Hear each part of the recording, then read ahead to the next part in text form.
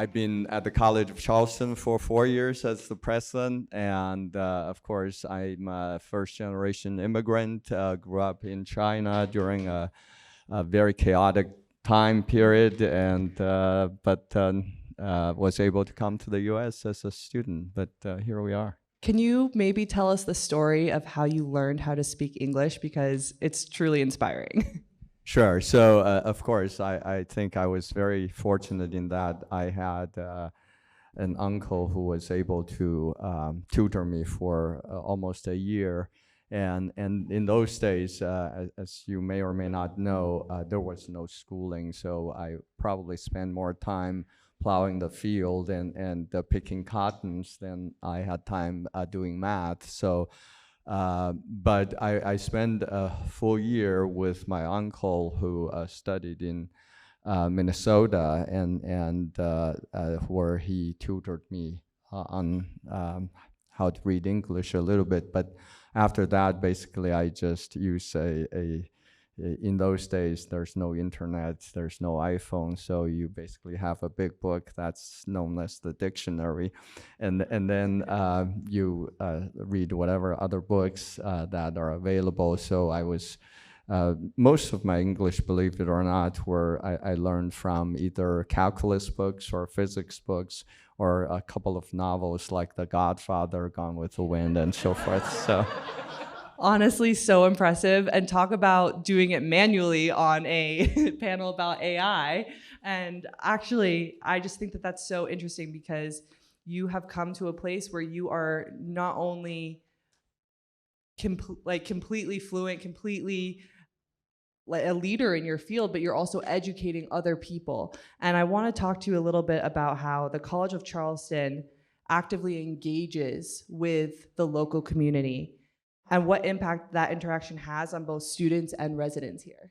Sure. So, I think it's hard to imagine Charleston without the college, and I think also absolutely there's not going to be a college without Charleston. So I think Charleston, the College of Charleston is part of Charleston, and I think it plays an important role in Charleston. In fact, some longtime local residents actually tells me that in the late 70s, early 80s, or even to the 90s, the college really played a very important integral role of reviving downtown Charleston when actually King Street now is so beautiful, used to be not so beautiful. And it was when the college grew from like a 300 student small private school to a 11,000 large or mid-sized public school when downtown Charleston really was revitalized. So I think we're a good citizen, I hope, and certainly I'm not going to pretend that there are no town and gown issues. There's always tension. That's just that's normal. But I think we have a very good relationship with both our local government and local community, and certainly we are sort of the artistic heartbeat of Charleston, and we have every year so many performances, music, theater, dance. How are you looking to prepare your students to kind of keep pace with that evolution within the job market? So I think even though I'm an engineer and I got an engineering education, I think that a good liberal arts education is the best way to future-proof oneself and to prepare our students for the future. Because a liberal arts education really means that we're trying to teach the students to better understand the world and to find their place in the world and to be adaptable so that they can handle very rapid development in technologies. If you use myself as an example, you can learn technologies and you can learn them quickly, but they're always changing, and your knowledge in 5 years is always outdated. So really it's more important to build in oneself the adaptability, the flexibility, and rather than learning the technologies itself. As an esteemed academic leader, what are your thoughts on AI's role in education, and what do you think about whether or not it will enhance or harm the average college student? So, this is such an interesting subject, and it's a subject that really appeals to the engineer in me. In fact, I didn't know. I actually did AI about 15 years ago, and I did some research and used something called genetic algorithm, and now that I know, that's actually part of AI. So I think we have been using AI for many years without actually knowing that we are. And I think AI, certainly the reason that you hear a lot more about it now than before really is the fact that ChatGPT put a tool in the hands of everyday people, right? So it used to be just Google is using it to analyze your behavior online, but now you can actually do whatever analysis that you want to. As far as how that's going to affect education, I certainly think that it's actually going to help education. It's going to help student learning. Certainly, you hear a lot about cheating. Kids writing their term paper, their essays using ChatGPT and getting caught and so forth. Well, to me, that's no different in 20 years ago. Some kid hired another college grad to write their term paper, right? So it's just now it's free, and then he had, or we all had to pay for it, right?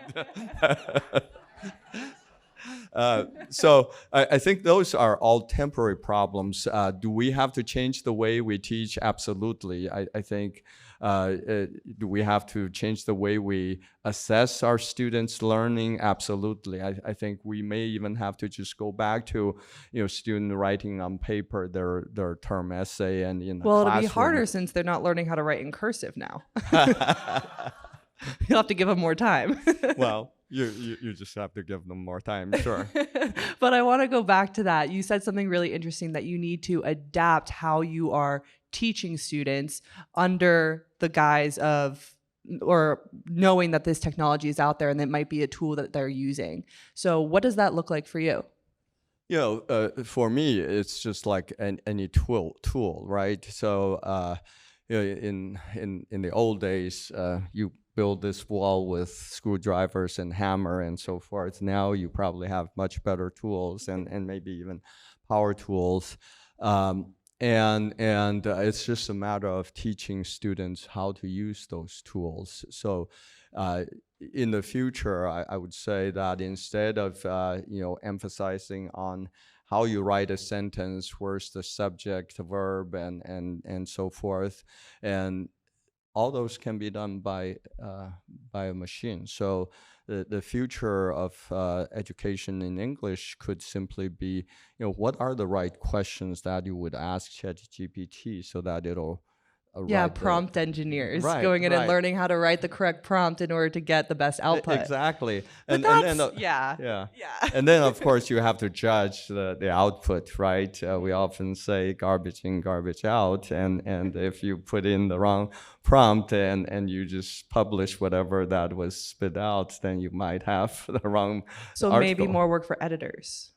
But anyway, so you've talked a lot about how you think that this could be a really valuable tool for students. Right. Do you have any concerns about linguistic AI as an educator? So, I think there are certainly concerns, and the concerns, like I said, are, how students are learning, how we're teaching, and how we're assessing the progress. So really, I think these are temporary problems. It's an evolution, and as we iron out the problems, I think it's just going to be another tool, help us to teach, help us, our students to learn. I'll give you a quick example. My daughter is a computer science major at a major university here in state, and of course, each class is 200 students. She couldn't get the help from her teacher, and she struggled for 2 years until ChatGPT came along. And she writes a code, and it's not working. And she asks ChatGPT to say, how is this wrong?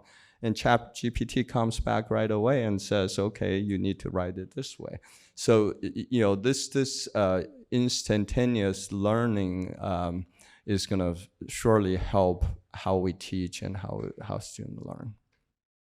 So we've talked about how it might impact people on a very individual level, but I kind of want to zoom out for a minute and talk about how you think that linguistic AI might change the landscape of education in a more broad sense. So I think in the future, really, we need to rethink what we teach, not just how we teach it, but also what we teach, right? So for example, I'm an engineer, and when I was first going into engineering, I was taught how to use sliding rulers, right? So most people here are probably not even old enough to remember what a sliding ruler looks like. And quickly that was abandoned, and then we started to use calculators and computer software and so forth. And at one point it was important to teach students calculus, partial differential equations, how to solve the equations, and then how to calculate by hand.